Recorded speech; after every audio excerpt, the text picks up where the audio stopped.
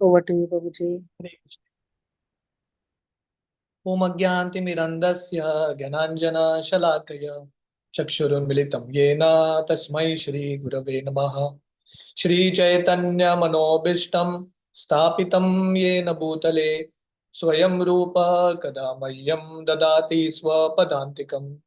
वन्देऽहं श्रीगुरो श्रीयुतः पदकमलं श्रीगुरून् वैष्णवांश्च श्रीरूपं साग्रजातां सहगणा रघुनाथान्वितं तं सजीवं साद्वैतं सावधूतं परिजनासहितं कृष्णचैतन्यदेवं श्रीराधा कृष्णपादान् सहगणा ललिता श्रीविशाखान्वितंश्च। नमो ओम विष्णुपादाय कृष्णप्रेष्ठाय भूतले श्रीमते भक्तिवेदांत स्वामीति नामिने। नमस्ते सरस्वती देवे गौरवाणी प्रचारिणे निर्विशेष शून्यवादी पाश्चात्य देश तारिणे। नमो ओम विष्णुपादाय कृष्णप्रेष्ठाय भूतले श्रीमते भक्त सिद्धांत सरस्वती इति नामिने। श्रीवार्षभानवी देवी दयिताय कृपाब्दये कृष्ण संबंध विज्ञान दायिने प्रभवे नमः। माधुर्योज्वल प्रेमाढ्य श्री रूपानुग भक्तिदा श्री गौरा करुणा शक्ति विग्रहाय नमोस्तुते। नमस्ते गौरवाणी श्रीमूर्तये दीनतारिणे रूपानुग विरुद्धाप सिद्धांत द्वंत हारिणे। नमो गौर किशोराय साक्षात् वैराग्य मूर्तये विप्रलंबा रसाम्बोधे पदाम्बुजायते नमः। नमो भक्ति विनोदाय सच्चिदानंद नामिने गौर शक्ति स्वरूपाय रूपानुगवरायते। गौर आविर्भाव भूमेस्त्वं निर्देश सज्जन प्रिया वैष्णव सर्वभौम श्री जगन्नाथाय ते नमः। वञ्चाकल्पतरुभ्यश्च कृपा सिन्धुभ्येव च पतितानां पावनेभ्यो वैष्णवेभ्यो नमो नमः। नमो महावदन्याय कृष्णप्रेम प्रदायते कृष्णाय कृष्णचैतन्य नामने गौरतिष्वे नमः। पञ्चतत्त्वमकं कृष्णं भक्तरूप स्वरूपकं भक्तावतारं भक्ताख्यं नमामि भक्तशतीकम्। हे कृष्ण करुणा सिंधु दीनबंधु जगतपते गोपेशा गोपिका कांत राधा कांत नमोस्तुते। जयतां सरतोर पंगोर मम मंद मतिर्गति मत्सर्वस्व पदाम्बोजौ राधा मदन मोहनो दिव्या वृंदावन्य कल्पद्रुमदो श्रीमान् रत्नागरासिंहासनस्थो श्रीमद् राधा शिल गोविंद देवो प्रेष्ठालभि सेव्यमानं स्मरामि। श्रीमादास रसारंभी वंशी वट तटस्थिता कर्शन वेणुर्स्वनिर्गोपीर गोपीनाथाय श्रियस्तु नः। तप्त कांचन गौरांगी राधे वृंदावनेश्वरी वृषभानुसुते देवी प्रणमामि हरिप्रिये। जय श्री कृष्ण चैतन्य प्रभु नित्यानंद श्री अद्वैत गदाधर श्रीवासादि गौर भक्त वृंदा। हरे कृष्णा कृष्णा कृष्णा हरे हरे हरे रामो हरे राम राम रामो हरे हरे। हरे कृष्णा। तो आप सब भक्तों का बहुत बहुत स्वागत है गौर लीला के ये कथा श्रृंखला में।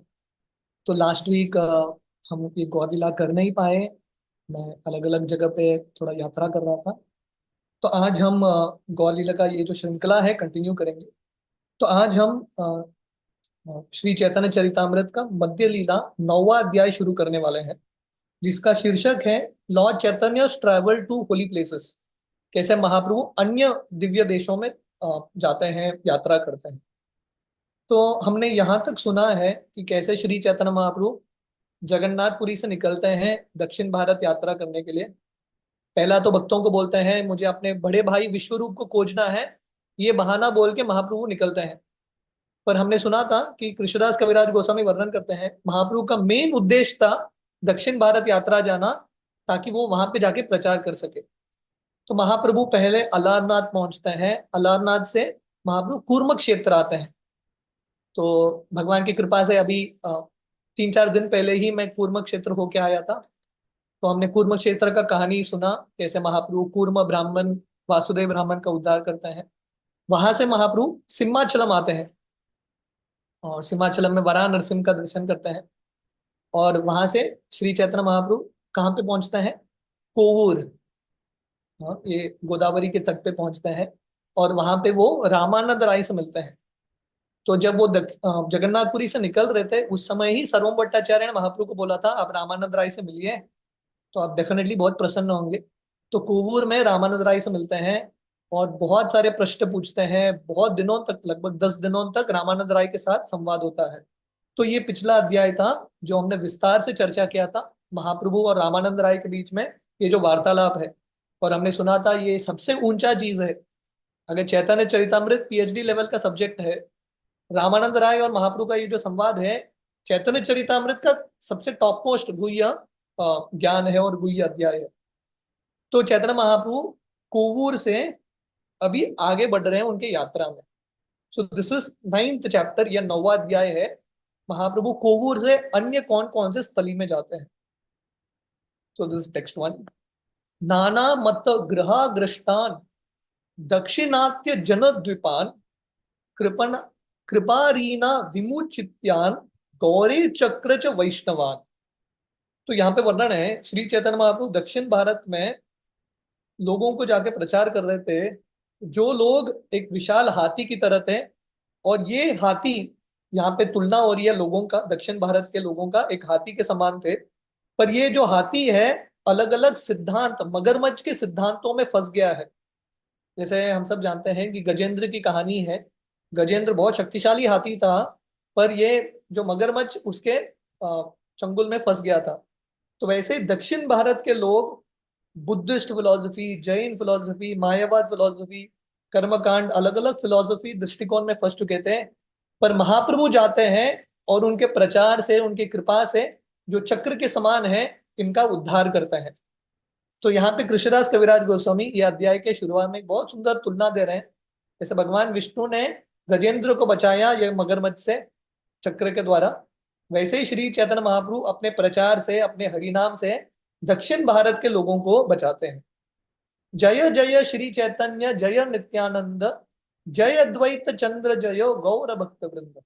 श्री चैतन्य महाप्रभु का जय जयकार हो, नित्यानंद प्रभु का, अद्वैताचार्य और महाप्रभु के सब भक्तों का जय जयकार हो और उनके चरण में प्रणाम। दक्षिण गमन प्रभु अति विलक्षण, सहस्र सहस्र तीर्थ कैल दर्शन।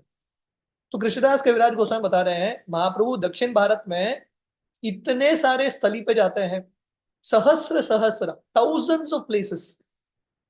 देखिए भारत भूमि का ये स्पेशलिटी है, ये अध्याय में हम देखेंगे कितने सारे दिव्य स्थली हैं। अब भ्रमण करते रहेंगे, कभी रुकेंगे ही नहीं। इतने सारे दिव्य स्थली हैं भारत भूमि में। तो भारत भूमि में जन्म लेना इतना भाग्यशाली चीज होता है। तो महाप्रभु इतना अद्भुत यात्रा करते हैं, प्रैक्टिकली हजारों दिव्य स्थली पे जाते हैं। से सब तीर्थ स्पर्शी महातीर्थ कैल, से चले से देशेर लोक निस्तारी। तो ये सब ऑलरेडी दिव्य क्षेत्र थे, पर महाप्रभु जब वहां पे प्रवेश करते हैं, ये जो तीर्थ है महातीर्थ हो जाता है। और महाप्रभु यहाँ पे जाके वहां के लोगों को प्रचार करते हैं और वैष्णव बनाते हैं। प्रभुपाद तात्पर्य में लिखते हैं तीर्थी कुर्वन्ति तीर्थानी। तीर्थ जो हैं रुके रहते हैं वैष्णवों के आगमन के लिए। क्योंकि लोग जाते हैं, साधारण लोग तीर्थ यात्रा, बेसिकली तीर्थ यात्रा करते हैं ताकि वो अपने पापों से मुक्ति प्राप्त कर सके। अपना पाप जो है तीर्थ स्थली में छोड़ के आते हैं। पर अभी तीर्थ स्थली क्या करेगा शुद्ध होने के लिए? तो ऐसे जो तीर्थ स्थली है, श्री चैतन्य महाप्रभु और उनके जो शुद्ध पार्षद है, प्रॉपर यहाँ पे लिखते हैं स्ट्रिक्ट फॉलोवर्स, महाप्रभु के जो स्ट्रिक्ट फॉलोवर्स हैं उनके लिए रुका रहता है तीर्थ स्थली। जब इनका आगमन होता है तीर्थ स्थली पवित्र होता है। तो कहने का अर्थ है तीर्थ स्थली से भी ज्यादा शक्तिशाली कौन है? भगवान के शुद्ध भक्त। क्योंकि भगवान के जो शुद्ध भक्त हैं, महाप्रभु के जो पार्षद हैं, तीर्थ स्थली को भी शुद्ध बना सकते हैं। प्रभुपाद एक उदाहरण देते हैं, जैसे कोई हॉस्पिटल में जाता है ना, पेशेंट हॉस्पिटल में जाते हैं, तो डेफिनेटली उनका बीमारी थोड़ा बहुत हॉस्पिटल में छोड़ के आते हैं, वायरस इत्यादि। पर डॉक्टर, एक्सपर्ट डॉक्टर जो है, वो पूरे वातावरण को स्टेरिलाइज करके रखता है।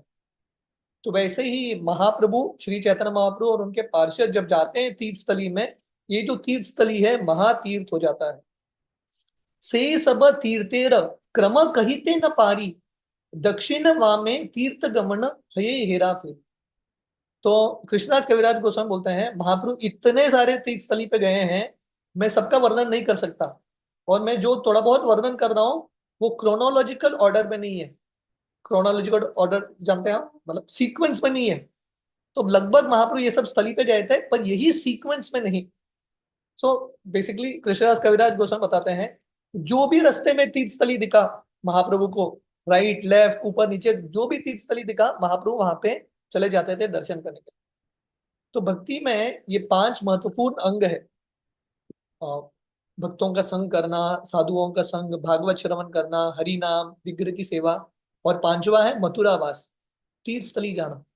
तो प्रभुपाद चैतन्य चरितमृत के और एक अध्याय में लिखते हैं ये तीर्थ स्थली इतना शुद्ध है क्योंकि इतने सारे भक्तों ने वहां पे भक्ति किया है, वहां पे पहुंचते ही ऑटोमेटिकली भक्ति का भाव बढ़ता है। इसलिए भक्ति का एक अंग है, जब भी अवसर मिले तीर्थ स्थली जाना, वहां का दर्शन करना, वहां के साधुओं से मिलना।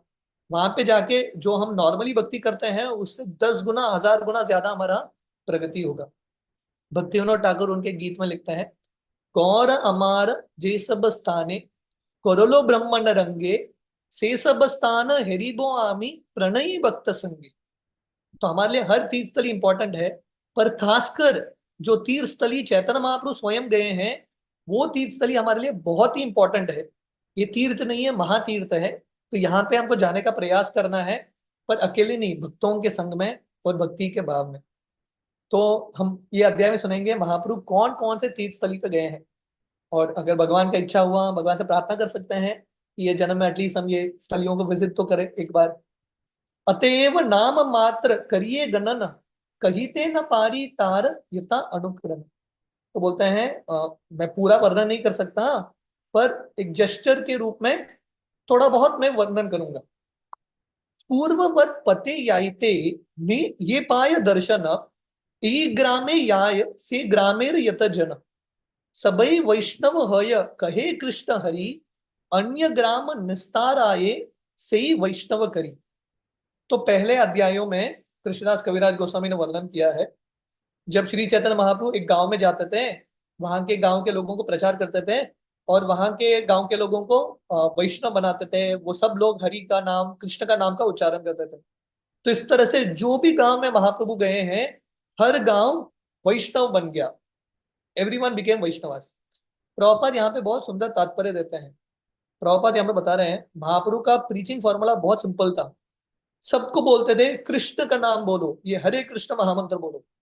ये हरे कृष्ण महामंत्र इतना शक्तिशाली है, जो भी जप करेगा उसका हृदय का परिवर्तन होगा और तुरंत वैष्णव बनेगा।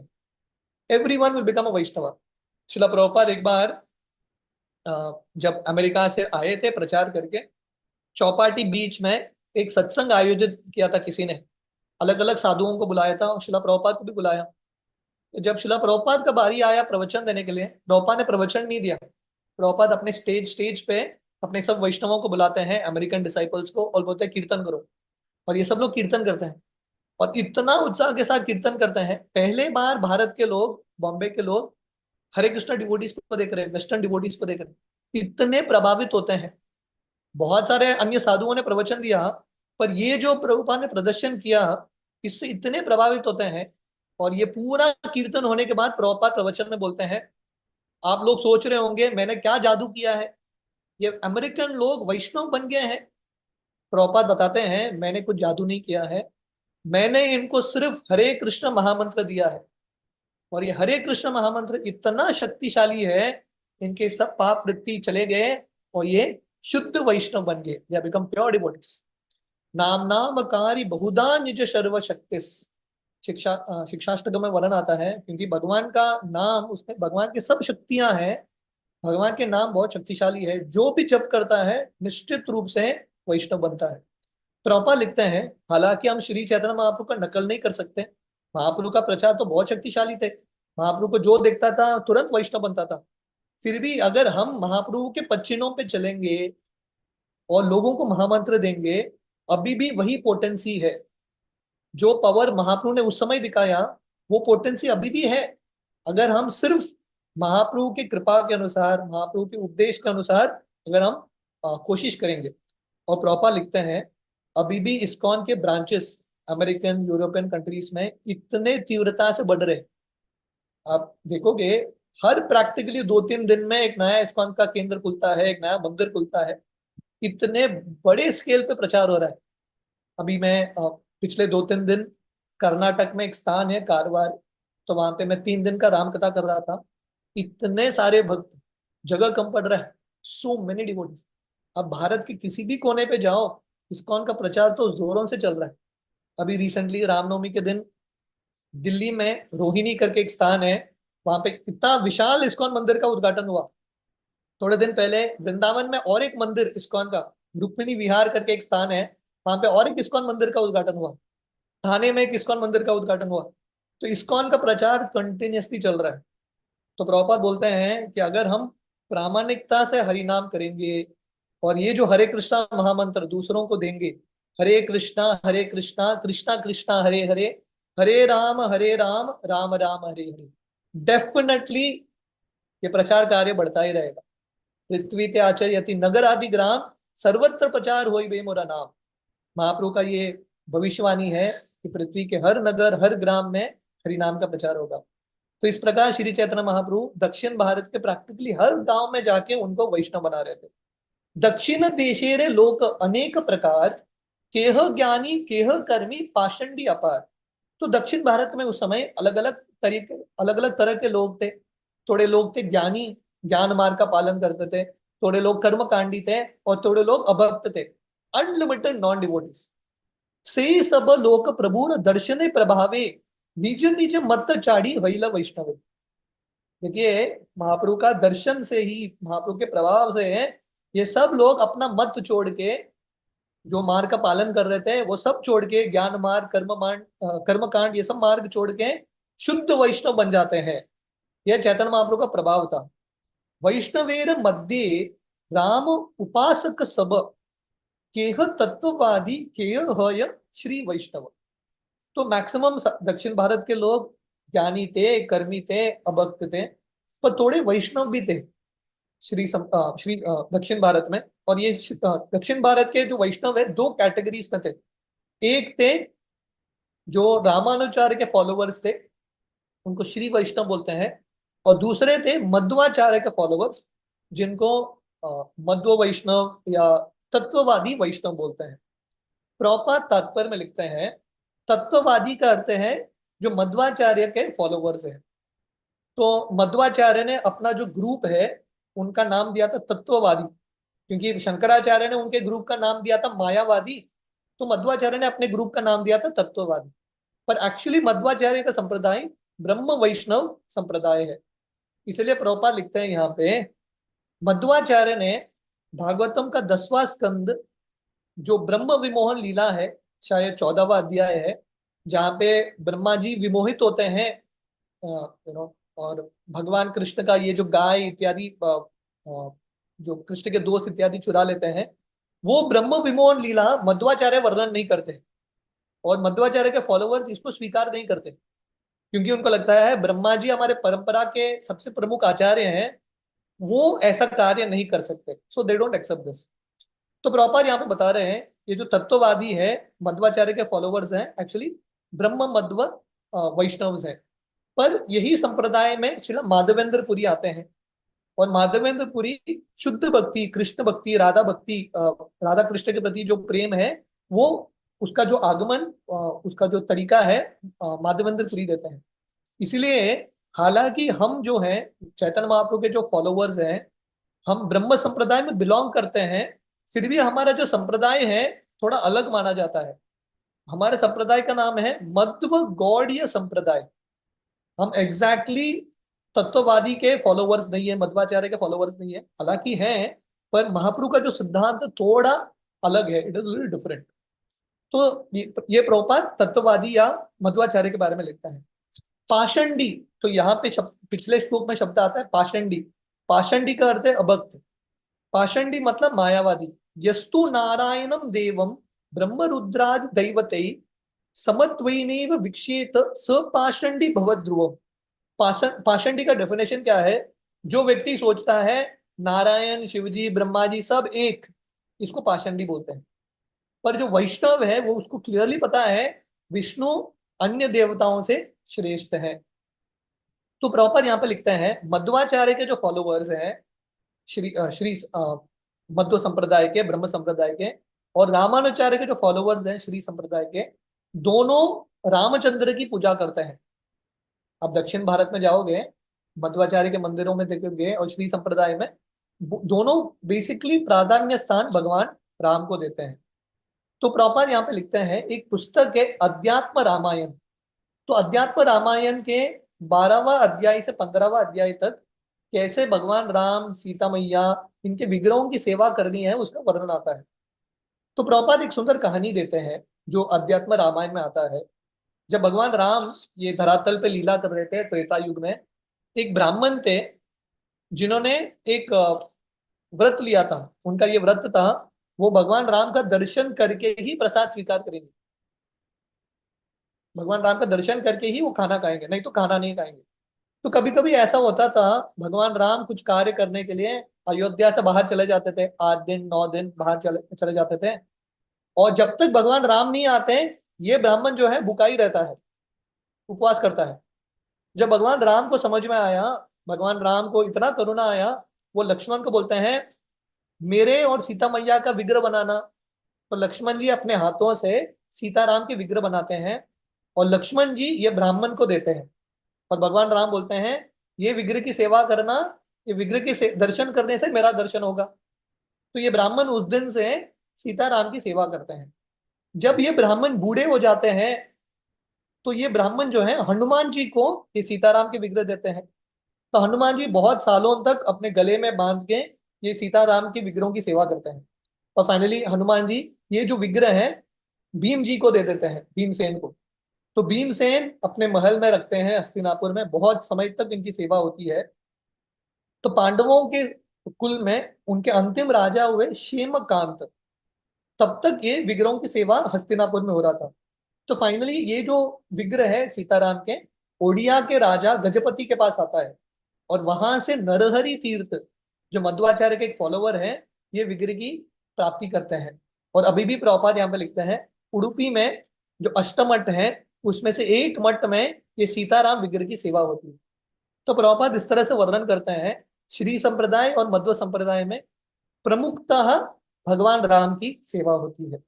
तो यहाँ पे वर्णन आता है कि कैसे महाप्रभु दक्षिण भारत यात्रा करते हुए भगवान राम के विग्रहों का दर्शन करते हैं। और आगे जाके हम कहानी में सुनेंगे कि कैसे श्री चैतन्य महाप्रभु एक राम भक्त को कृष्ण भक्त बनाते हैं। से सब वैष्णव महाप्रभुर दर्शने कृष्ण उपासक हैला लय कृष्ण नाम। तो श्री चैतन्य महाप्रभु जो ज्ञानी है, कर्मी है इत्यादि, इन सबको वैष्णव बनाते हैं दक्षिण भारत में। पर श्री चैतन्य महाप्रभु ये सब जो वैष्णव है, जो रामचंद्र के उपासक हैं, महाप्रभु इनको भी कृष्ण के उपासक बना देते हैं, हरे कृष्णा महामंत्र दे देते हैं। राम राघव राम राघव राम राघव पाहि माम, कृष्ण केशव कृष्ण केशव कृष्ण केशव रक्षा माम। तो हमने ये सुना था जब हम 7वें अध्याय का वर्णन कर रहे थे, तो वहां पे कृष्णदास कविराज गोस्वामी वर्णन करते हैं पूरे दक्षिण भारत में महाप्रभु लगभग यही कीर्तन कर रहे थे। हे भगवान रामचंद्र, रघु के कुल के जो श्रेष्ठ हैं मेरी रक्षा करना, हे कृष्ण केशी के जो वध करने वाले हैं मेरी रक्षा करना इत्यादि। ए श्लोक पते पड़ी करीला प्रयाण, गौतमी गंगाय याय कैला गंगा स्नान। तो ये श्लोकों का उच्चारण करते हुए, भगवान के नामों का उच्चारण करते हुए महाप्रभु गौतमी गंगा में आते हैं और वहां पे स्नान करते हैं। तो प्रभुपाद तात्पर्य में लिखते हैं ये गौतमी गंगा गोदावरी नदी का एक भाग है, और यहाँ पे महाप्रभु स्नान करते हैं। यहां से श्री चैतन्य महाप्रभु मल्लिकार्जुन तीर्थ जाते हैं। मल्लिकार्जुन तीर्थे याई महेश देखिल, तहा सब लोके कृष्ण नाम लाइल। तो वहां से श्री चैतन्य महाप्रभु मल्लिकार्जुन तीर्थ आते हैं, वहां पे शिवजी का दर्शन करते हैं, और यहाँ पे शिवजी का नाम है मल्लिकार्जुन। तो प्रभुपाद तात्पर्य में लिखते हैं ये मल्लिकार्जुन को श्री शैल भी बोलते हैं, और ये कृष्णा नदी के दक्षिण भाग में है। और यहाँ यहाँ पे जो शिव जी है ज्योतिर्लिंग में से एक है। और यहाँ पे भी महाप्रभु यहाँ के गांव के लोगों को महामंत्र देते हैं। रामदास महादेव करीला दर्शन, अहोबल नरसिम्हेर करीला गमन। तो यहाँ पे वो शिव जी का दर्शन करते हैं। और शिव जी को कौन से रूप में देखते हैं? रामदास। शिव जी कौन है? भगवान राम के भक्त है। तो वो वहां में महाप्रभु देखते हैं शिव जी को, शिव जी का प्रणाम करते हैं, शिव जी का आशीर्वाद लेते हैं। और वहां से श्री चैतन्य महाप्रभु अहोबिलम जाते हैं नरसिम्हा क्षेत्र। नरसिम्हा देखिया तारे कैला नति स्तुति, सिद्धवंत गेला यह मूर्ति सीतापति। तो अहोबिलम नरसिम्हा में जो अलग अलग नरसिम्हा हैं, 9 नरसिम्हा हैं, उनका दर्शन करते हैं। बहुत सारा वंदना अर्पण करते हैं नरसिंह देव को।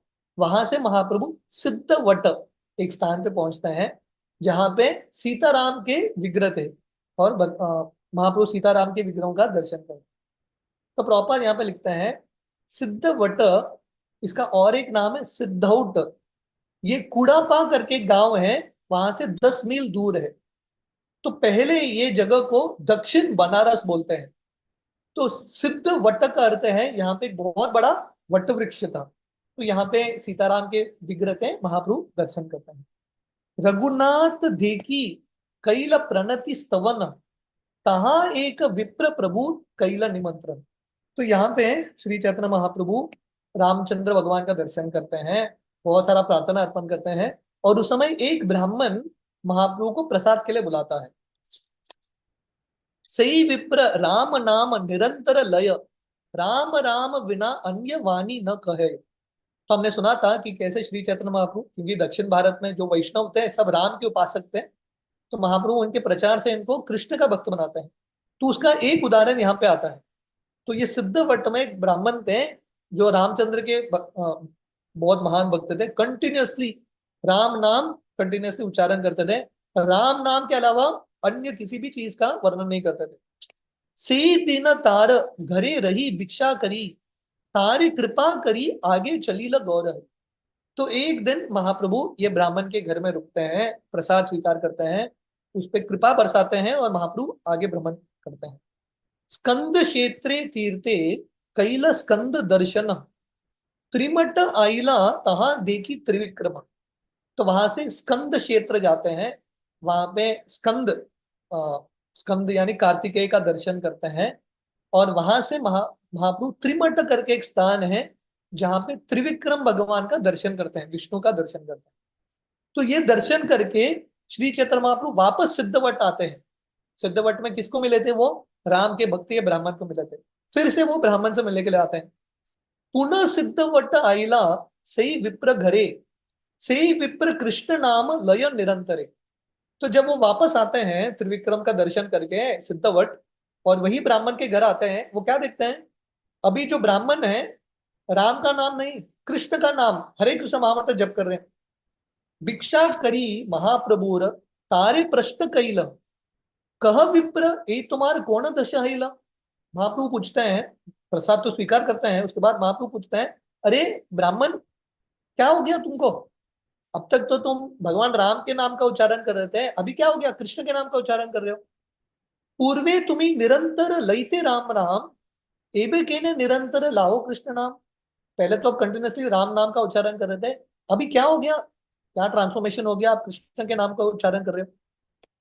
विप्र बले ए तुम्हार दर्शन प्रभावे, तुमा देखी गेला मोर अजान्म स्वभावे। तो ये ब्राह्मण बोलते हैं ये सब आपका ही प्रभाव है, पता नहीं आपको देख के मेरे पूरे जन्म का प्रैक्टिस जो था, अभ्यास भगवान राम के नाम का जप करने का, वो पूरा चला गया। और पता नहीं क्यों मेरे मुख से अभी कंटिन्यूअसली कृष्ण का ही नाम आ रहा है। बाला या वदी राम नाम ग्रह नामार, तुमा देखी कृष्ण नाम अला एक बार। बचपन से ही बाल्यावस्था से मैं कंटिन्यूअसली राम का ही नाम ले रहा हूँ, पर पता नहीं आपको देख के एक बार मैंने कृष्ण का नाम लिया। से हाइते कृष्ण नाम जीवाते वसीला, कृष्ण नाम स्फुरे राम नाम दूरे गेला। और जब मैं कृष्ण का नाम का उच्चारण करने लगा, इतने तीव्रता से मेरे जीवा में बैठ गया ये कृष्ण नाम, कृष्ण निकलते ही नहीं है। अभी मेरे मुख से राम नाम आता ही नहीं है, कंटिन्यूअसली कृष्ण का ही नाम आ रहा है। बाल्य काला हईते मोर स्वभाव एक हय, नामेर महिमा शास्त्र करिए संचय। तो बोलते हैं बचपन से ही मैं भगवान के हरिनाम के बारे में बहुत सारे शास्त्रों में पढ़ पढ़ चुका हूँ। और यहाँ पे ये जो ब्राह्मण है दो बहुत महत्वपूर्ण श्लोक बोलते हैं। रमन्ते योगिनो अनंते सत्यानंद चिदात्मनि इति राम पदानेषु परम ब्रह्मा विधीयते।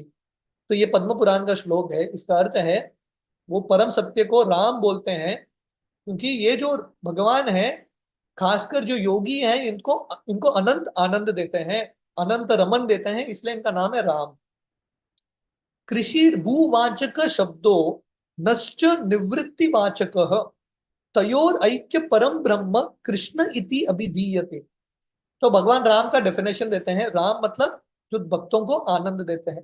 कृष्ण मतलब, कृष्ण ये जो शब्द है दो शब्दों से बना है। कृष्ण मतलब जो सबको आकर्षित करे, और न मतलब आनंद के मूर्तिमान स्वरूप। तो कृष्ण फिर से भगवान को संबोधित करता है। और ये कृष्ण के नाम का अर्थ है जो भगवान, जो परम सत्य, जो सबको आकर्षित करते हैं। परम ब्रह्म दुई नाम समान हईला, पुनः शास्त्रे किचु विशेष पाइला। तो बोलते हैं एक तरह से राम और कृष्ण का नाम दोनों एक ही है, बोथ आर सेम। फिर भी शास्त्रों में थोड़ा वर्णन आता है। क्या वर्णन आता है? राम राम रामेति रमे रामे मनोरमे सहस्र नामाभिस्तुल्यम राम नाम वरानने। तो ये शिवजी पार्वती को बोलते हैं। जो विष्णु सहस्त्र नाम पद्म पुराण का भाग है, शिवजी पार्वती को बता रहे हैं, हे वरानन, हे पार्वती जी, मेरे मुख से कंटिन्यूसली राम का ही नाम आता है और मैं इतना आनंद लेता हूं। ये जो भगवान राम का नाम है, एक राम नाम हजार विष्णु नाम के समान है। तो ये किसका श्लोक है? पद्म पुराण का श्लोक है। पर ये ब्राह्मण और एक श्लोक बोलते हैं, ये ध्यान से सुनिए। सहस्र नामना पुण्यानाम त्रि आवृत्या तु तत्फलम एकावृत्या तु कृष्णस्य नामैकम तत्पृच्छति। हमने क्या सुना था? पद्म पुराण के एक श्लोक था, शिव जी बता रहे हैं हजार विष्णु का नाम एक राम नाम के समान है। पर ये श्लोक जो ब्रह्मांड पुराण में आता है, इसका अर्थ है एक कृष्ण का नाम तीन राम नाम के समान है, या 3000 विष्णु के नाम के समान है। मतलब कृष्ण का नाम जो है भगवान राम के नाम से कहीं ज्यादा शक्तिशाली है। ये शास्त्रों का वर्णन है, ये श्री चैतन्य महाप्रभु नहीं बोल रहे, ये ब्राह्मण बता रहे हैं। तो ये ब्राह्मण बोल रहे हैं शास्त्रों में बहुत क्लियरली वर्णन है कि भगवान कृष्ण का नाम भगवान राम के नाम से कहीं ज्यादा शक्तिशाली है। ई वाक्य कृष्ण नामेर महिमा अपार तथापि लइते नारी शुन हेतुतार। तो ये ब्राह्मण बोल रहे हैं बचपन से मैं जानता हूं कृष्ण का नाम भगवान राम के नाम से श्रेष्ठ है, फिर भी मैं कृष्ण का नाम ले नहीं पा रहा था। क्यों?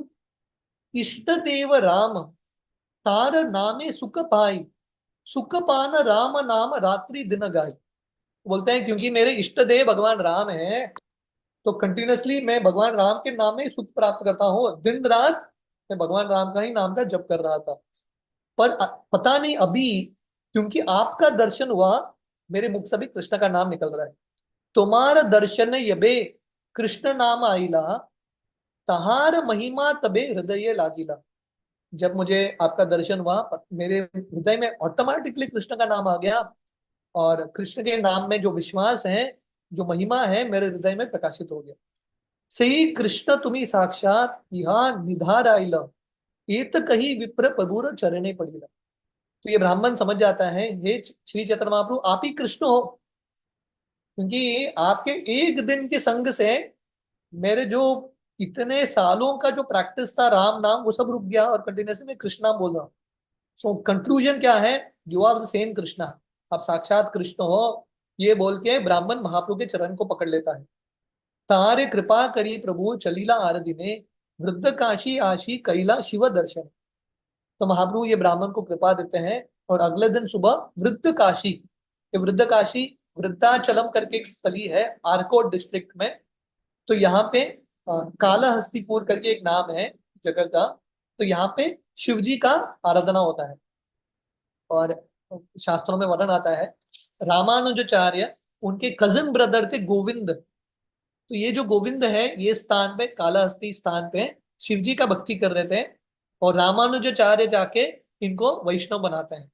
तो ये यहाँ पे महाप्रभु आते हैं, वृद्धाचलम शिव जी का दर्शन करते हैं। तहा हईते चली आगे गेला एक ग्रामे, ब्राह्मण समाज तहा करीला विश्राम। तो वहां से महाप्रभु आगे बढ़ते हैं और एक गांव में आते हैं जहां पे मुख्यतः सब ब्राह्मण थे, वहां पे विश्राम करते हैं। प्रभुर प्रभावे लोक आइला दर्शने, लक्षार बुद्ध लोक ऐसे न याय गणने। तो महाप्रभु का दर्शन करने के लिए लाखों लोग आते हैं वो गांव में, गिनती भी नहीं हो सकता, इतने सारे लोग आते हैं। कोसाइर सौंदर्य देखी ताटे प्रेमा वेशे, सबे कृष्ण कृष्ण वैष्णव हईला सर्वदेश।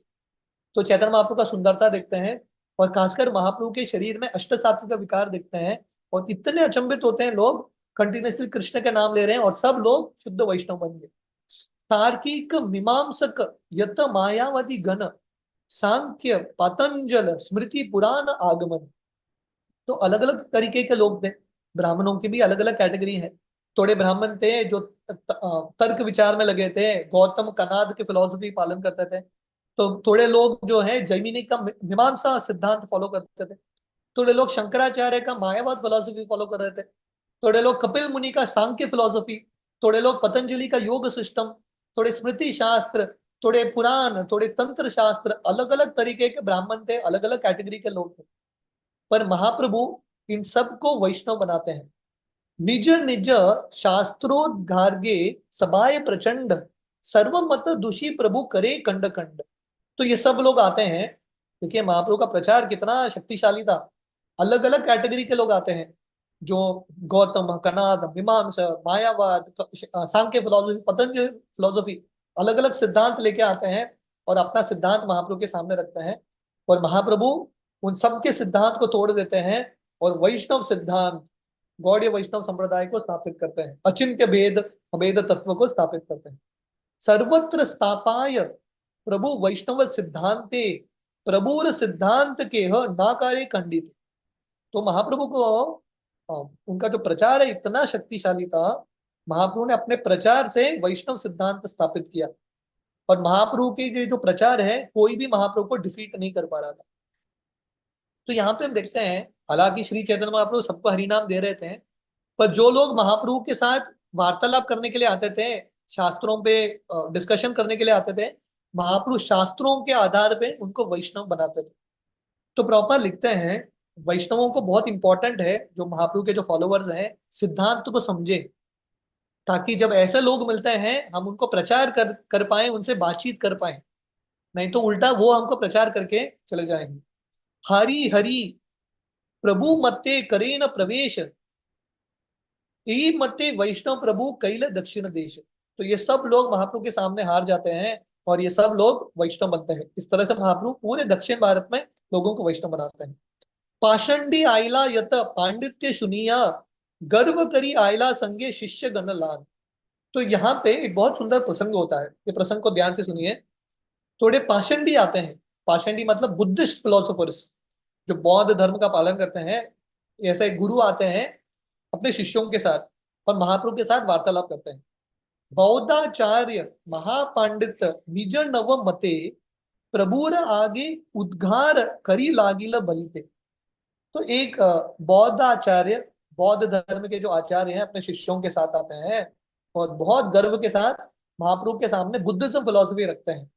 और बुद्धिज्म में नव नव मत है, 9 फिलोसफी कंक्लूजन है, 9 उनके स्टेटमेंट्स हैं, सिद्धांत हैं, वो महाप्रभु के सामने रखते हैं। यद्यपि संभाष्य बौद्ध अयुक्त देखीते, तथापि बलीला प्रभु गर्व कांडिते। तो यहाँ पे वर्णन है, वैष्णव जो है बुद्धिस्ट के साथ एसोसिएट नहीं करते, क्योंकि बुद्धिस्ट जो बौद्ध धर्म का पालन करते हैं, उनसे वार्तालाप करना बेकार है, क्योंकि उनका जो आधार है वेद है ही नहीं। जिनको वेद पे ही विश्वास नहीं है, उनसे क्या, उनके साथ क्या वार्तालाप करेंगे। तो एक्चुअली जो वैष्णव है बुद्धिस्ट के सामने समय नहीं बिताते, फिर भी महाप्रभु कृपावश इनसे बातचीत करते हैं।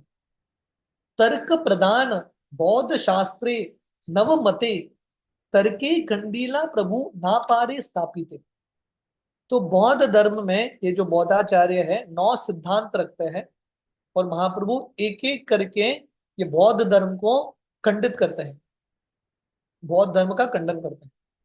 तो जैसे हमने सुना था, महाप्रभु जब प्रचार करते हैं ना, शास्त्रों के आधार पर प्रचार करते हैं। इसलिए चैतन्य चरितामृत में कहानी तो है, पर थोड़े थोड़े जगह पे सिद्धांत आता है, फिलोसफी आता है। ये फिलोसफी को समझना बहुत इंपॉर्टेंट है। तो तात्पर्य में प्रभुपाद वर्णन करते हैं, भक्तिविनोद ठाकुर वर्णन करते हैं, बुद्धिस्ट पाथ जो बौद्ध धर्म है इसमें 9 सिद्धांत है, 9 फिलोसफीज या 9 प्रिंसिपल्स। पहला उनका सिद्धांत प्रिंसिपल है कि ये क्रिएशन जो है, सृष्टि शाश्वत है, भगवान करके होते ही नहीं है, क्रिएटर है ही नहीं, सृष्टि करने वाले कोई नहीं होते। तो बौद्ध धर्म एक तरह से नास्तिक धर्म है। दूसरा इनका सिद्धांत है जगत मिथ्य, ये जो जगत है फॉल्स है। तीसरा उनका सिद्धांत है सबसे ऊंचा सत्य है आई एम, मैं हूं, ये सत्य है। चौथा उनका सिद्धांत है कि जन्म मृत्यु होता है। पांचवा उनका सिद्धांत है परम सत्य को समझने का एक ही मार्ग है बुद्ध, बुद्ध से ही परम सत्य को जान सकते हैं। छठा उनका सिद्धांत है निर्वाण, निर्वाण का अर्थ है सब कुछ समाप्त करना, अस्तित्व को समाप्त करना, ये जिंदगी का लक्ष्य है।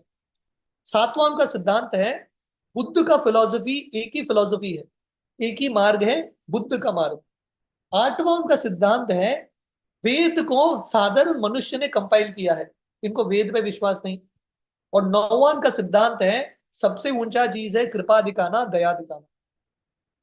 तो प्रॉपर यहां पे लिखते हैं, proper right here, the preachers of ISKCON, ISKCON के जो फॉलोअर्स हैं, बहुत बार ऐसे लोगों से मिलेंगे जो वार्तालाप करने के लिए आएंगे। हालांकि वार्तालाप करके भगवान को समझ नहीं सकते हैं, पर ऐसे लोग जब वार्तालाप करने के लिए आते हैं अलग अलग सिद्धांत लेके, हमारे लिए बहुत इंपॉर्टेंट है प्रचारक जो है इनको डिफीट करें। प्रॉपर लिखते हैं, therefore the preachers of Krishna consciousness should be prepared to defeat others by argument, just as Shri Chaitanya Mahaprabhu did. जैसे चैतन्य महाप्रभु यहाँ पे ये बौद्ध धर्म के जो गुरु हैं उनकी निंदा करते हैं, उनकी फिलॉसफी का खंडन करते हैं। इसलिए हम सब के लिए भी बहुत इंपॉर्टेंट है हम ये सिद्धांत को जाने, ताकि हम इनको काउंटरैक्ट कर सके। तो यहाँ पे प्रभुपाद वर्णन करते हैं कैसे एक एक बुद्धिज्म का जो सिद्धांत है गलत है, इनका जो आधार है गलत है। पहला बुद्धिज्म का सिद्धांत है कि ये क्रिएशन, सृष्टि शाश्वत है। तो अगर सृष्टि शाश्वत है तो निर्वाण का सवाल कहां से उठता है? बुद्धिज्म का फिलोसफी है निर्वाण, एनिलेशन। अगर सृष्टि ही शाश्वत है तो निर्वाण का प्रश्न कहां से उठता है? तो सृष्टि शाश्वत नहीं है, सृष्टि का शुरुआत होता है। और सृष्टि का शुरुआत कहां से होता है? भगवान कृष्ण से होता है। अनादिर आदिर Govind, it starts from Krishna. Krishna से सृष्टि शुरू होता है, इसलिए सृष्टि का अंत भी होता है। अगर सृष्टि शाश्वत है तो सृष्टि का अंत ही नहीं होना चाहिए। जैसे शरीर का शुरुआत होती है और शरीर का अंत होता है, वैसे ये भौतिक दुनिया एक शरीर की तरह है, इसका भी शुरुआत होता है और इसका भी अंत होता है। There is a creation and there is an end. तो इस तरह से प्रभुपाद लिखते हैं पहला जो सिद्धांत है बुद्धिज्म का कंप्लीटली रॉन्ग है। क्रिएटर है, भगवान ने यह सृष्टि को बनाया है, और ये सृष्टि नित्य नहीं है, इसका एक शुरुआत होता है, अंत होता है। दूसरा बुद्धिस्ट फिलोसफी है जगत मिथ्य, ये भी गलत है। जगत मिथ्य नहीं है, जगत सत्य है। जगत टेम्पररी है, नश्वर है, पर जगत सत्य है, यह मिथ्य नहीं है। हालांकि शरीर के जो सुख दुख जो हमको महसूस होता है, इसको हम गंभीरता से नहीं लेना है, पर यह मिथ्य नहीं है, इसका हम अनुभव करते हैं। तीसरा बुद्धिज्म का जो सिद्धांत है आई एम, मैं ही सब कुछ हूं। तो अगर मैं ही सब कुछ हूं, बुद्धिज्म का पूरा आधार तर्क पे आधारित है, तर्क प्रधान शास्त्र है बुद्धिज्म, राइट। अगर तर्क करना है, दो लोग लगते हैं, मैं और तुम। अगर बुद्धिज्म बोलता है आई एम, मैं ही सब कुछ हूं, राइट, तो तर्क विचार करने का, वार्तालाप करने का फायदा ही नहीं है, क्योंकि वार्तालाप करने के लिए दो लोग लगते हैं, मैं और तुम। There has to be two people. इसलिए प्रॉपर लिखते हैं यहाँ पे भगवद गीता के दूसरे अध्याय में भगवान कृष्ण बहुत क्लियरली वर्णन करते हैं, न त्वम एवाहम जातु नासम, न त्वम नेमे जनाधिपा, न चैव न भविष्याम, सर्वे वयम अतः परम। भगवान कृष्ण गीता में बोलते हैं अर्जुन को, ऐसा कभी समय नहीं था जब तुम नहीं थे, मैं नहीं था और यहाँ के सब राजा नहीं थे। मतलब हर व्यक्ति हमेशा रहता है। सिर्फ मैं, ये एक चीज सत्य नहीं है। यहाँ पे अलग अलग भिन्नता होती है। There are different personalities. इसलिए मध्वाचार्य का सिद्धांत है द्वैतवाद। भगवान और जीव हमेशा अलग है। सिर्फ मैं करके ये बोलना कंप्लीटली रॉन्ग है। तीसरा, I think the fourth, the चौथा, बुद्धिज्म का सिद्धांत है, वो जन्म मृत्यु पे, रीबर्थ पे, पुनर्जन्म को मानते हैं। पर उनको ये विश्वास नहीं है कि 84 लाख जन्म होते हैं। और जो पुनर्जन्म का पूरा विज्ञान है इनको पता नहीं, थोड़ा बहुत ज्ञान है, पर they don't understand the philosophy. पांचवा बुद्धिज्म का सिद्धांत है कि बुद्ध से ही ज्ञान प्राप्त होता है। हम ये सिद्धांत को स्वीकार नहीं करते। हालांकि हम बुद्ध को भगवान के अवतार के रूप में मानते हैं, पर बुद्धिस्ट फिलोसफी हम नहीं मानते, क्योंकि बुद्ध ने वेदास को रिजेक्ट कर दिया। तो अगर वेदास को ही रिजेक्ट कर दिया, किसके आधार पे हम बात करें? वेद जो है, ये सबसे महत्वपूर्ण चीज है। अगर वेद नहीं है, हर व्यक्ति अपना ही विचारधारा रखेगा, तो हर व्यक्ति को लगेगा भगवान तक पहुंचने के लिए हजार मार्ग हैं। यतो मत ततो पथ, there are hundred hundred ways, but this is completely wrong. भगवान के पास जाने के लिए वेद एक ही मार्ग है। और वेद जो है, आगे वर्णन आता है, साधारण पुरुष ने नहीं लिखा है, साक्षात भगवान से ही आते हैं। छठा बुद्धिज्म का सिद्धांत है निर्वाण। निर्वाण करते हैं अस्तित्व को समाप्त करना, but this is also wrong. Actual मुक्ति का अर्थ है भगवत धाम जाना। जन्म कर्म च मे दिव्यम एवं यो वेति तत्वता त्यक्त्वा देहम पुनर्जन्म नैति मामेति स्वर्जना। एक्चुअल मुक्ति या एक्चुअल निर्वाण करते हैं आध्यात्मिक जो शरीर है प्राप्त करना, सिर्फ अस्तित्व को समाप्त करना नहीं। सातवां बुद्धिज्म का सिद्धांत है, उनको लगता है बुद्धिस्ट मार्ग एक ही मार्ग है। दिस इज ऑल्सो रॉन्ग, क्योंकि बहुत प्रॉपर यहाँ पे लिखता है, we can find many defects in Buddhist philosophy. Buddhist सिद्धांत में, बुद्धिस्ट धर्म में हम बहुत सारा दोष ढूंढ सकते हैं, पर वेद में एक भी दोष नहीं होता। कोई भी वेद में एक भी दोष बोल नहीं सकता, परफेक्ट है। क्योंकि वेद जो है अपुरुषेय है, किसी पुरुष ने नहीं रचना की इसकी। हालांकि ब्रह्मा जी लिखते हैं वेद को, पर ब्रह्मा जी रचना नहीं करते, भगवान से ही आता है। तेने ब्रह्म हृदया आदि कवये। तो वेद जो है भगवान से आता है, इसलिए वेद अल्टीमेट अथॉरिटी है। बुद्ध का फिलोसफी अल्टीमेट अथॉरिटी नहीं है। So this is the eighth principle. और नौवा बुद्धिज्म का फिलोसफी है दया दिखाना। प्रॉपर लिखते हैं दया दिखाना ठीक है, पर दया क्या है इंपॉर्टेंट है। अगर किसी को डायबिटीज है, आप उसको बोलोगे स्वीट खाओ, आप दया दिखा रहे हो, वो मर जाएगा बेचारा। तो दया दिखाना मतलब दया क्या है समझना पड़ेगा। और सबसे ऊंचा दया क्या है? कृष्ण भक्ति देना। लोगों के हृदय में जो कृष्ण भक्ति ऑलरेडी है, उसको पुनर्विकसित करना सबसे बड़ा दया है। जैसे गोपियां गोपी गीत में बोलते हैं, तव कथामृतम तप्त जीवनम कवि बिरीडितम कल्मशापहम श्रवण मंगलम श्रीमदाततम भुवि गृणंति ये भूरिदा जना। सबसे दयावान व्यक्ति वो है जो भगवान के हरि नाम का, भगवान की भक्ति का प्रचार करता है। इस तरह से बुद्धिज्म का जो फिलॉसफी है, 9 सिद्धांत, जो ये बौद्धाचार्य आके महाप्रभु को बोलते हैं ये पूरा गलत है, और महाप्रभु एक एक सिद्धांत खंडित करते हैं, ही डिस्ट्रॉयज एवरीथिंग। तो जब श्री चैतन्य महाप्रभु का समय था, महाप्रभु सिद्धांत के अनुसार पे भी प्रचार करते थे। बौद्धाचार्य नव प्रश्न सब उठाइला दृढ़ युक्ति तर्के प्रभु खंड खंड कैला। तो ये बौद्धाचार्य ये 9 सिद्धांत उठाते हैं, और महाप्रभु एक एक सिद्धांत को अपने वचनों के द्वारा खंडित करते हैं।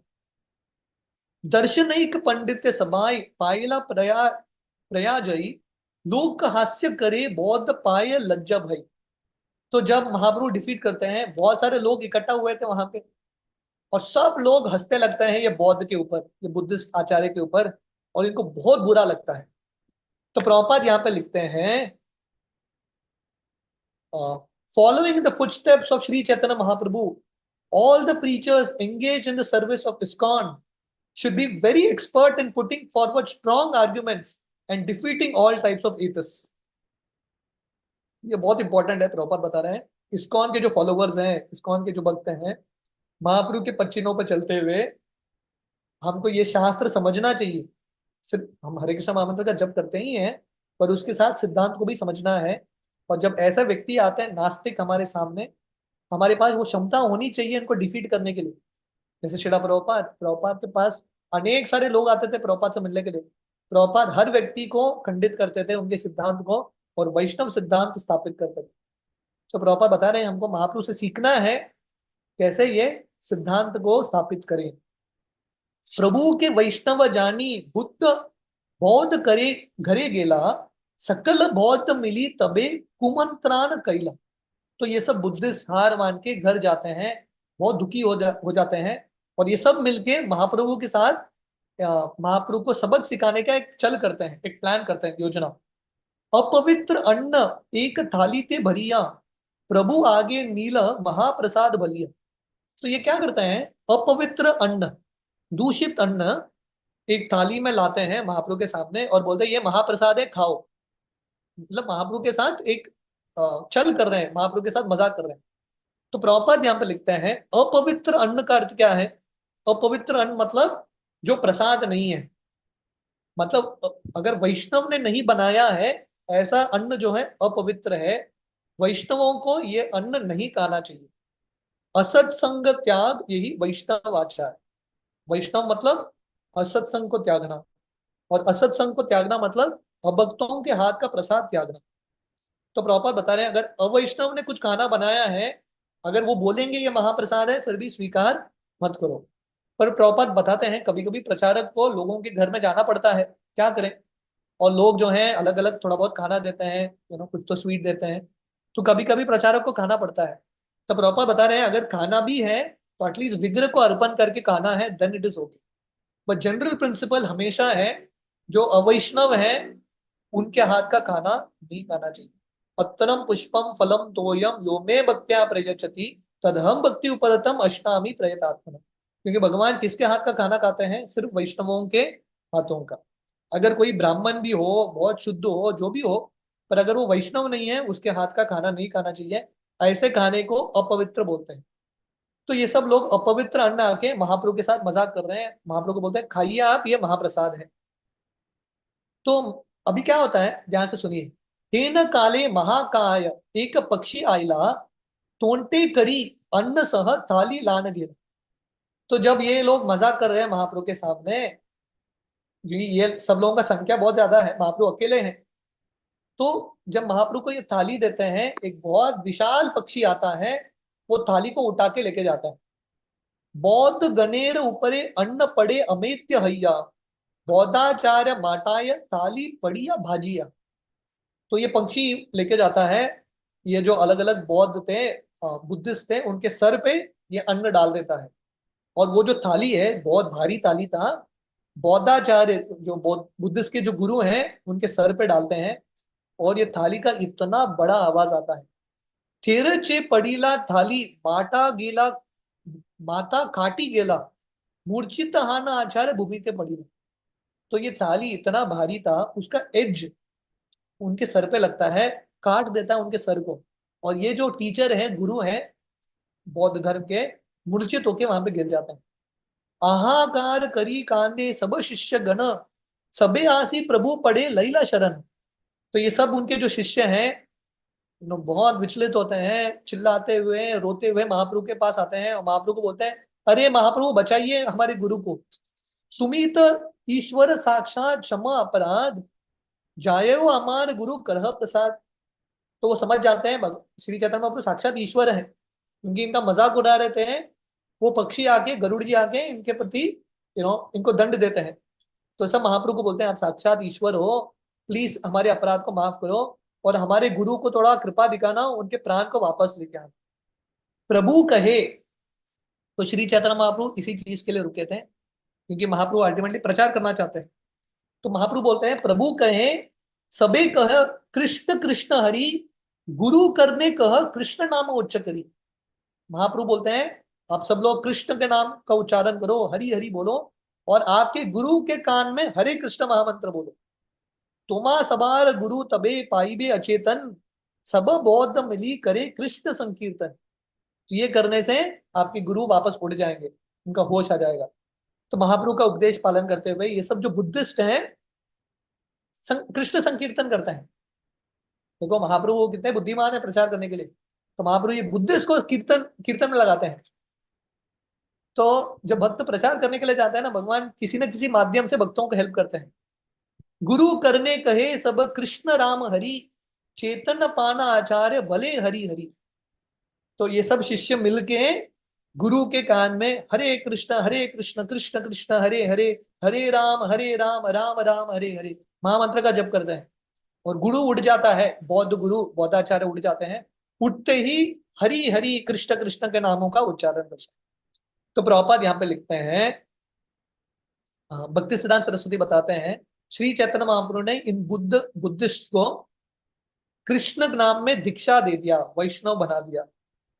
तो इसलिए उनके अंदर जो कृष्ण भक्ति था, नित्य सिद्ध कृष्ण प्रेम साध्य कबो नोय, श्रवणादि शुद्ध चित्ते करिए उदय, सबके हृदय में ऑलरेडी कृष्ण भक्ति है, वो पुनर्विकसित होता है, it comes again. So proper rights here, ये बहुत इंपॉर्टेंट है, ध्यान से सुनिए। It is a spiritual master who delivers the disciple from the clutches of maya by initiating him into the chanting of the Hare Krishna mahamantra. गुरु जो है, जैसे यहाँ पे बौद्धाचार्य मूर्छित होके गिर चुके थे, हरे कृष्ण महामंत्र सुन के उठ जाते हैं, तो वैसे ही गुरु अपने शिष्यों को, जीवों को उठाते हैं। हर व्यक्ति, हर मनुष्य सोया हुआ है, अपने आध्यात्मिक स्वरूप में सोया हुआ है, उसको पता नहीं वो कृष्ण का भक्त है। जब गुरु आते हैं और हरे कृष्ण महामंत्र देते हैं, हरे कृष्णा कृष्णा कृष्णा हरे हरे, हरे राम राम राम हरे हरे, जब दीक्षा प्राप्त होता है, तब हमारा जो आत्मा है उठता है, इट एक्चुअली वेक्स अप। और हम जो ओरिजिनल हमारा स्थिति है, जीवेर स्वरूप होय कृष्णेर नित्यदास, वो स्थिति पे हम आते हैं। सो प्रॉपर यहाँ पे लिखते हैं, in other words, the spiritual master awakens the sleeping living entity to his original consciousness so that he can worship Lord Vishnu. तो गुरु का कार्य है जीवों को उठाना अपने ओरिजिनल स्थिति पे, जो स्वरूप है ओरिजिनल स्वरूप पे उस पर लेके आना। और हमारा ओरिजिनल स्वरूप क्या है? कृष्ण की भक्ति करना। This is the purpose of diksha. एक दीक्षा का पर्पस है, initiation means receiving pure knowledge of spiritual consciousness. दीक्षा मतलब हमारे जो ओरिजिनल स्वरूप है उस पे, उसके बारे में ज्ञान, संबंध ज्ञान अर्जित करना। तो इस प्रकार महाप्रभु इनको दीक्षा देते हैं। तो प्रॉपर यहाँ पे लिखते हैं, यहाँ पे एक बहुत इंपॉर्टेंट इंटरेस्टिंग पॉइंट है, महाप्रभु ये बौद्धाचार्य को दीक्षा नहीं देते। महाप्रभु किसको दीक्षा देते हैं? महाप्रभु ये बौद्धाचार्य के शिष्यों को दीक्षा देते हैं, और ये शिष्य उनके गुरु को दीक्षा देते हैं।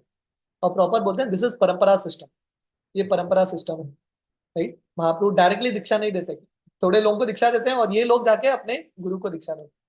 तो महाप्रभु आचार्य को दीक्षा क्यों नहीं देते हैं, शिष्यों को क्यों दीक्षा देते हैं? क्योंकि शिष्य महाप्रभु के पास जाते हैं कृपा मांगने के लिए, महाप्रभु इन पे प्रसन्न होते हैं और महाप्रभु इनको दीक्षा देते हैं, और इनके वजह से दूसरों को दीक्षा मिलता है। So we should take the instructions of Shri Chaitanya Mahaprabhu, the spiritual master of the whole universe, to understand how one becomes a spiritual master and disciple. तो यहाँ पे हम देखते हैं कैसे व्यक्ति शिष्य बनता है और कैसा गुरु बनता है।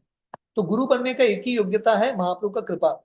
जिसको महाप्रभु की कृपा मिलती है वो एक्चुअली गुरु बन सकता है। कृष्ण बलि आचार्य प्रभु रे करे न विनय, देखिए सकल लोक हिला विस्मय। तो जब बौद्धाचार्य कृष्ण के नामों का उच्चारण करते हैं और महाप्रभु को समर्पित हो जाते हैं, वहां के सब लोग इतने आश्चर्य में आते हैं कि महाप्रभु ने बुद्धिस्ट को भी प्रचार कर दिया। यही रूपे कौतुक करी शचीर नंदन, अंतर्धान कैल केह पाय दर्शन। तो ये बोल के महाप्रभु तुरंत अंतर्धान हो जाते हैं, गायब हो जाते हैं वहां से, और कोई भी महाप्रभु को देख नहीं पा रहा था। वहां से महाप्रभु तिरुपति या तिरुमल, कभी का तिरुपति है, वहां पे जाते हैं और बालाजी का दर्शन करते हैं। इसका जो वर्णन है तिरुपति से लेके महाप्रभु कौन कौन से तीर्थ स्थली का दर्शन करते हैं, वो हम कल कंटिन्यू करेंगे। हरे कृष्ण।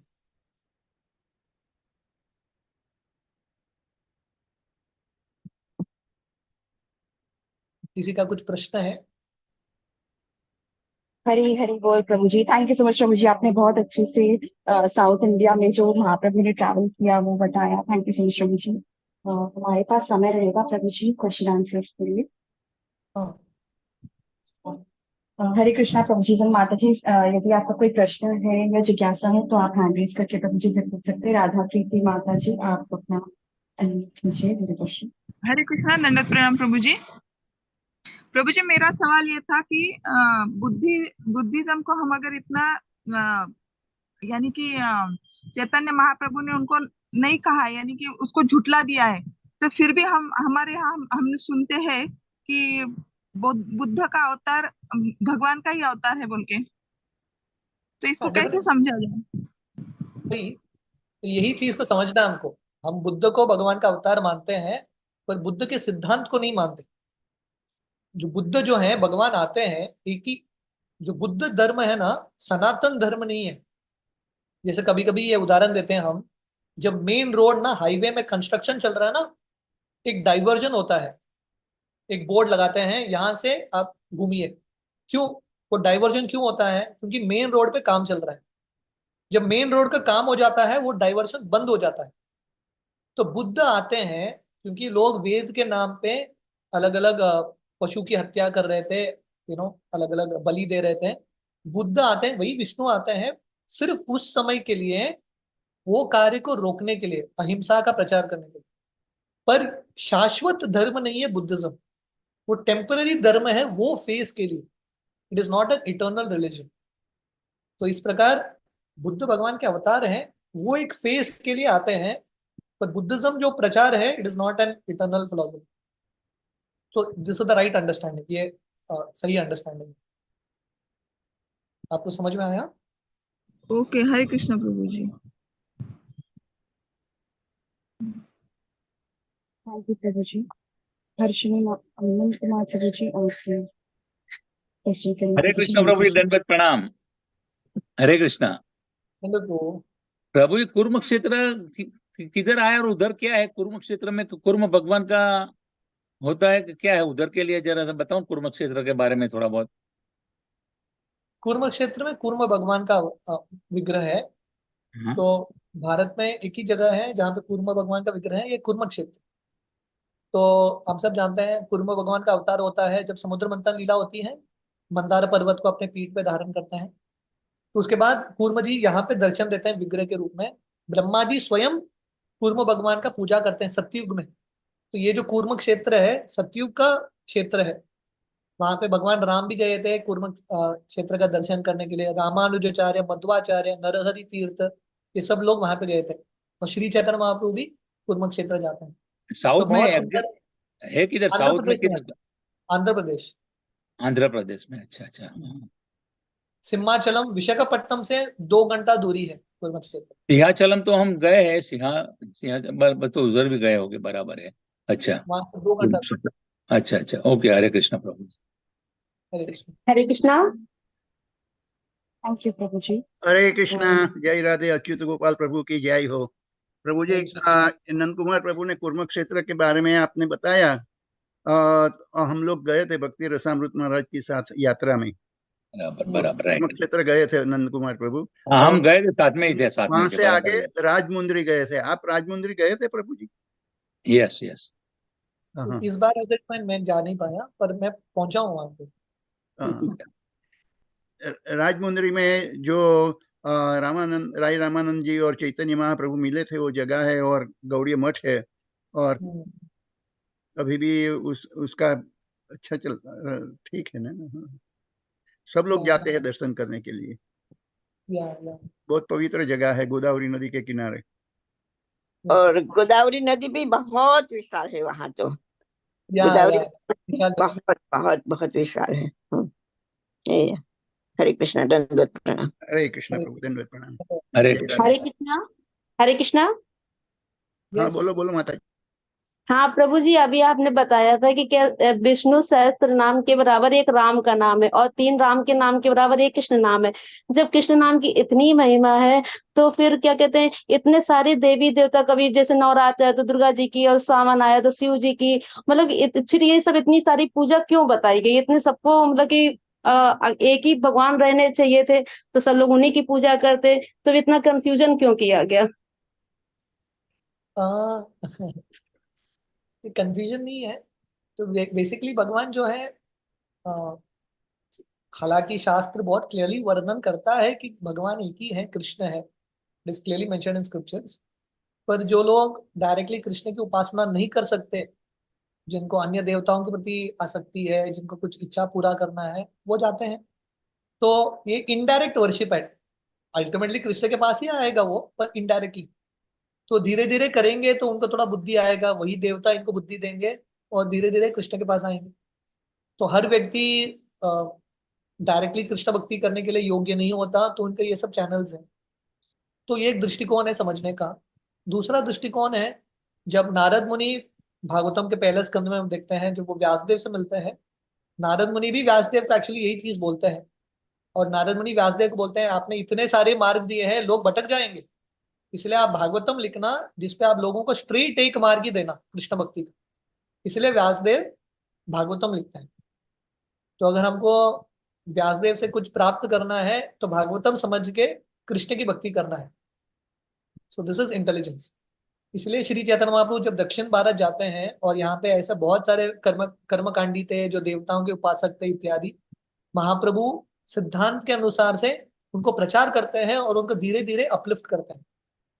तो हमारा कर्तव्य है, जैसे प्रभुपाद यहाँ पे बार बार बता रहे हैं, हम सब जो श्री चैतन्य महाप्रभु के जो फॉलोअर्स हैं, हमारा कर्तव्य है सिद्धांत को समझना और लोगों को धीरे धीरे कृष्ण भक्ति की ओर लेके आना, ग्रेजुअली उनके विश्वास को और बढ़ाना।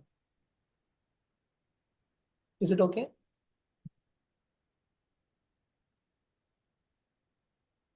आई थिंक माता जी को क्लियर हो गया होगा ना देखते हैं। और क्या बोलिए, हर्षिनी माता जी आप अनम्यूट कीजिए। हरे कृष्णा।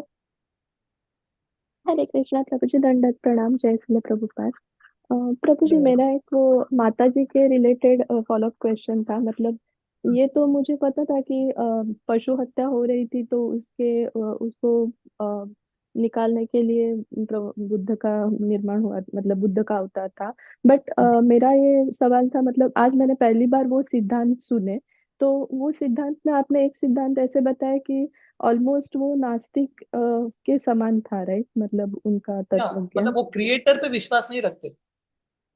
तो फिर वो मतलब कृष्ण का थोड़ा इनकंसीवेबल है, राइट? कृष्ण का ही अवतार है, बट वो ऐसा हाँ, उसका सिद्धांत है। या तो भगवान का ये पूरा, इट्स होल प्लान, भगवान का ये पूरा प्लान है। अ, भगवान लोगों को सी बेसिकली प्रभुपाद इस तरह से भी बताते हैं, जो लोग नास्तिक हैं, जो लोग नास्तिक हैं वो कभी कभी बुद्धिज्म मार्ग का आश्रय लेते हैं, बुद्ध का प्रार्थना करते हैं। बुद्धिस्ट फिलोसफी रॉन्ग है, पर एटलीस्ट क्योंकि बुद्ध को मानते हैं और क्योंकि बुद्ध विष्णु के अवतार है, उनका हृदय का शुद्धिकरण होगा, slowly it will happen, right? और धीरे धीरे they will come to Krishna bhakti. तो भगवान का प्लान है अलग अलग लोगों को अलग अलग तरीके से उनके पास लेके आने के लिए। पीपल हैव डिफरेंट फॉर्म, जैसे वही विष्णु शिव जी का रूप लेते हैं, तो बहुत सारे लोग विष्णु की भक्ति नहीं कर पाते, वो शिव जी के पास जाते हैं। पर शिव जी कौन है? कृष्ण के ही भक्त है, कृष्ण के ही रूप है। तो जो लोग डायरेक्टली विष्णु के पास नहीं जाते हैं, वही विष्णु शिव जी का रूप लेते हैं और शिव जी का भक्ति करते करते धीरे धीरे वो लोग विष्णु भक्ति की ओर आएंगे। तो भगवान का ऐसा एक प्लान है जो धीरे धीरे लोगों को लेके आते हैं एकदम। क्योंकि कंफ्यूजन ये था कि जितने भी, मतलब मैं थोड़े लोगों को जानती हूँ जो बुद्धिज्म फॉलो करते हैं, तो वो नॉनवेज खाते हैं, तो मतलब पशु हत्या का ही वो है, राइट? तो तो वही फिर वो कैसे आजकल, फॉलो करते हैं? हाँ, आजकल कोई भी हिंदुइज्म का फॉलो करता नहीं है, अपने धर्म को नहीं जानता। कोई भी क्रिश्चियन प्रॉपरली क्रिश्चियन को धर्म को फॉलो नहीं करता, कोई भी मुस्लिम मुस्लिम धर्म को फॉलो नहीं करता, कोई भी बुद्धिस्ट बुद्धिज्म को भी फॉलो नहीं करता। आपका ये जो उदाहरण है, इससे क्लियरली पता चलता है लोग अपना धर्म का पालन करते ही नहीं है। बुद्धिज्म का पालन करते हुए पशुओं की हत्या करना, मतलब सारा कुछ समझा ही नहीं लोगों ने। तो ये कलयुग है, बस दिखावे के लिए अपना धर्म पालन करते हैं, पर करते कुछ कुछ नहीं, वो धर्म के सिद्धांत को जानते ही नहीं। तो दिस इज ऑल, ये कलयुग के टेंडेंसीज हैं। करेक्ट। और प्रभु जी, एक छोटा क्वेश्चन था, जो आपने नश्वर वर्ड यूज किया, राइट? तो नश्वर मीन्स टेम्पररी या कुछ और टेम्पररी, था इसका? टेम्पररी। टेम्पररी। ओके ओके, तो ये तो जगत नश्वर बुद्धिस्ट है, मतलब फिलोसफी, टेम्पररी। बुद्धिस्ट फिलोसफी है जगत मिथ्या, मायावाद फिलोसफी भी यही है, जगत मिथ्या। ये जगत फॉल्स है, मिथ्य है, इल्यूजरी है। पर वैष्णव वैदिक सिद्धांत है कि जगत मिथ्य नहीं है, पर ये जगत टेम्पररी है। That is understand. तो वो जगत मिथ्या मतलब उस उनको वो टेम्पररी को वो मिथ्या वर्ड यूज करते थे क्या, मतलब वो गलत नहीं सेंस में यूज करते थे? नहीं नहीं, टेम्पररी को मिथ्या यूज नहीं करते हैं। मिथ्या क्यों यूज करते हैं? क्योंकि उनको लगता है, पहले तो वो भगवान पे विश्वास रखते ही नहीं है। तो हमारे ये अंडरस्टैंडिंग है, भगवान ने सृष्टि किया है, भगवान ने सृष्टि किया, वो मिथ्या कैसे होगा? भगवान का सृष्टि है, आप ये जगत को मिथ्या बोल रहे हो, तो इनडायरेक्टली आप भगवान को भी प्रति अपराध कर रहे हो, भगवान की निंदा कर रहे हो, क्योंकि भगवान ने बनाया है। अगर किसी ने पेंटिंग बनाया है, आप बोलोगे पेंटिंग मिथ्या है, फॉल्स है, तो उसको कैसा लगेगा? तो इसलिए मायावादी और बुद्धिस्ट हो, दोनों भगवान के प्रति अपराध करते हैं। जगत मिथ्य नहीं है, भगवान ने बनाया, मिथ्य कैसे होगा? भगवान ने पर्पसली इसको टेम्पररी बनाया है, वो दूसरी चीज है, वो हम स्वीकार करते हैं। पर जगत मिथ्य नहीं है, भगवान से आया हुआ हर चीज सत्य है, उसका एक कारण है, there is a reason for it. तो ये हमको समझना है।